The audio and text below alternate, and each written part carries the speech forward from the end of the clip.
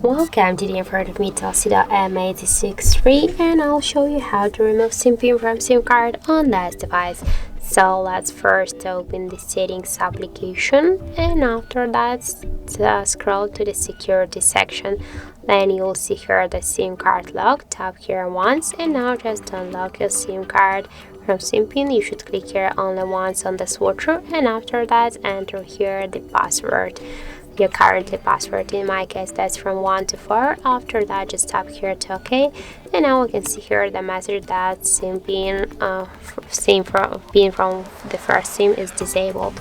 So that's it. Thank you for watching, and if you find this video helpful, don't forget to leave a like, comment and to subscribe our channel.